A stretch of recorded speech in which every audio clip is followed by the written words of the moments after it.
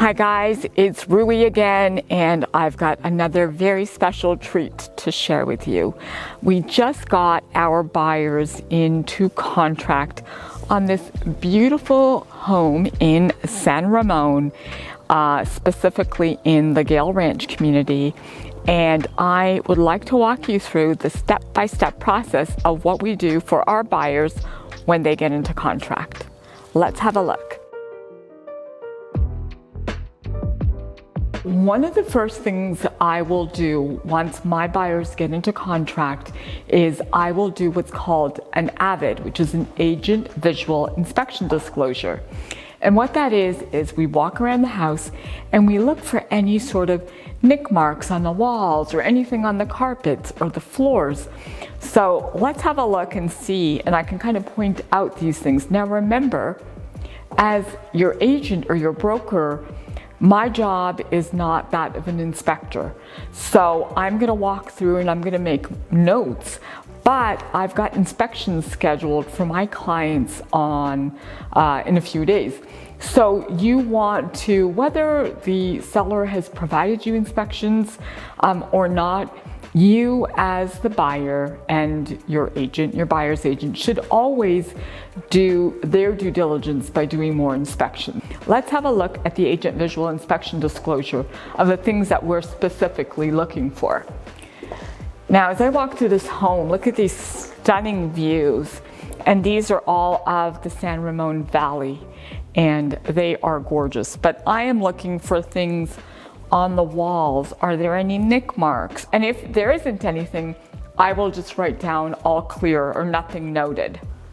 Now, this space is also gorgeous. There isn't a separate living room and dining room. So this expansive great room consists of dining space, and then you also have room to put in some bar stools, and then also have a beautiful eat-in kitchen over here.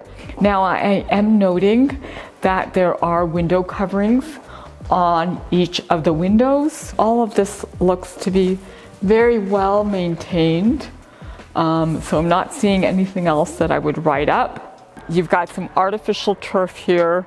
Maintenance is amazing. So, you know, water bill will be very low and no gardening bill. Oh, I see what they're talking about. Okay.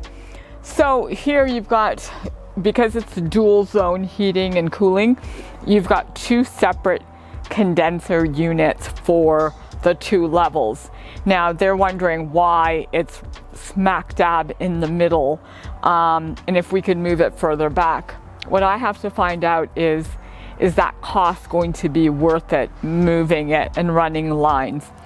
I don't know. So that is something I am journaling so I can take it back and get my HVAC people to look at and let me know. The last thing they wanted me to advise them on was solar.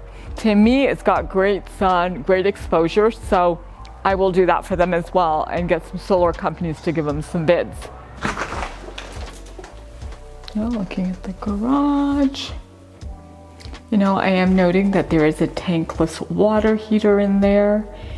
You know, this house is only 5 years old, and it is still, for even 5 years old, it's surprisingly clean, and so I am impressed. Okay, downstairs looks nice and clean. We are now gonna walk upstairs and see what we see here. Now this is just a gorgeous loft area. So one of the things I'm looking at throughout this home is we've got a lot of canned lighting, but it's not LED. Now I always recommend having LED lighting just because, one, it's a little bit more efficient, and I don't like the yellow light these lights are giving off. I rather have a natural light. So I would have my contractor come through and find out if we could just change out the bulbs, or if we need to put LED recessed lights in and just change out the full canister. So that's the first thing. The second thing is I was looking at these walk-in closets, and I feel like these walk-in closets could definitely use some built-ins. So we've got a his and hers, and so I'm gonna bring my designer in and see if we could put in some different built-ins into these closets. And they're very similar, but I think we'd have a much better use of space if we did that. Now, the other thing my clients or my buyers requested is that they would like to put in some AV or speakers throughout the house. And ideally, I would recommend that we do some sort of an AV setup over in that area. I think that I don't want to limit them to have that area for their television, so I would do the AV setup there, but then I would love to be able to use this wall here for, you know, a 70 or an 80 or a 90-inch television with a gorgeous sectional, probably starting from here. So you've got the beautiful views, and then you've got the large TV, and then you've got speakers throughout. The beautiful spa-like bathroom. But overall, the house is beautiful. It's very, very clean. So this is very simple, maybe 20 minutes of work. I love magic erasers. This video is not sponsored by magic eraser people, but I love the magic erasers. So now I've just done a walkthrough for the items that we need to do in the house that are on their checklist.